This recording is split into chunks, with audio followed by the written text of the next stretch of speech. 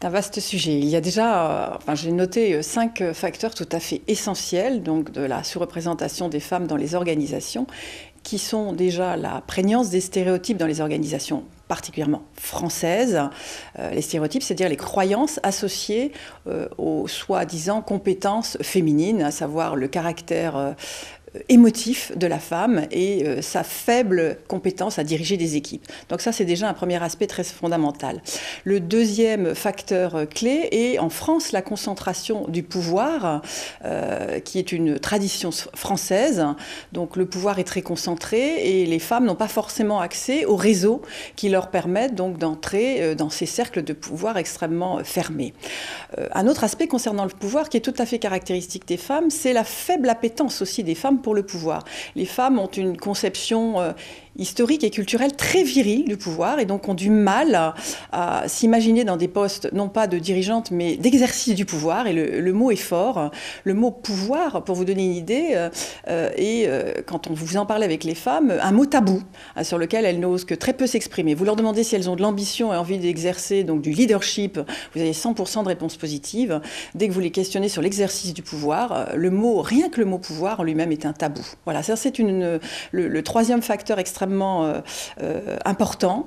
Il y a également un quatrième facteur donc, que j'ai noté, qui est aussi lié, je dirais, aux compétences ou au comportement spécifique des femmes, qui est leur difficulté à oser, donc à se mettre en avant, à oser demander des augmentations de salaire, à négocier pour leur carrière, à oser monter sur scène et affirmer leur talent d'orateur ou affirmer leurs résultats. Donc les femmes ont beaucoup de difficultés encore aujourd'hui dans les organisations françaises à se mettre en avant, à oser. Voilà.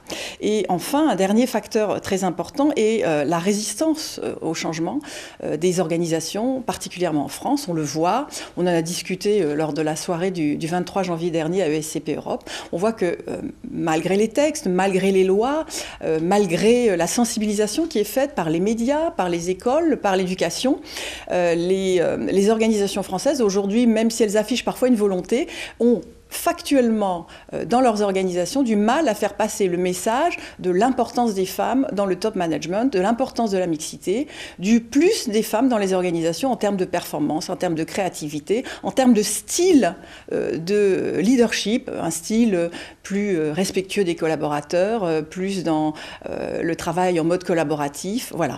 Donc ça, ce sont les 5 facteurs qui me semblent tout à fait importants et qui freinent encore aujourd'hui la réussite des femmes. Oh non, les femmes ne manquent absolument pas de leadership. Elles manquent peut-être d'un leadership de type, je dirais, adapté aux organisations telles qu'on les rencontre souvent en France. Les organisations en France ont plutôt valorisé jusque-là des modèles masculins. Donc les modèles masculins sont ceux qui sont les plus fréquents et sont ceux donc, qui sont des modèles références. Donc quand on sait que le leadership, en fait, c'est la rencontre entre un individu, une organisation et des attentes et des croyances de collaborateurs, si vous valorisez des modèles masculins, une femme, si elle veut réussir, si elle veut prendre la direction de cette entreprise, va devoir presque naturellement rentrer dans ce moule, dans ce modèle, pour pouvoir être inspirante pour ses collaborateurs et répondre aux attentes de l'organisation. Alors ça pose un souci parce que les femmes n'ont pas forcément envie de ce modèle-là et ne sont peut-être pas naturellement dans ces différentes dimensions plutôt masculines. Heureusement, on apprend aujourd'hui aux femmes à se distancier par rapport à ces modèles, à être elles-mêmes, à oser s'affirmer et à rester femmes. Voilà, ça me paraît tout à fait important.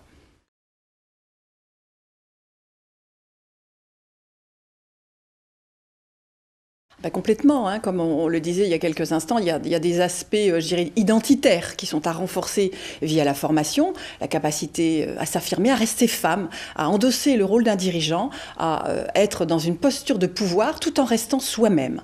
Donc c'est pour ça que SCP met en place un programme de formation dont les premiers modules concernent justement le renforcement de l'identité, c'est-à-dire oser être soi, oser s'affirmer et oser se mettre en scène en tant que femme, tout en restant féminine, en restant soi-même. Voilà.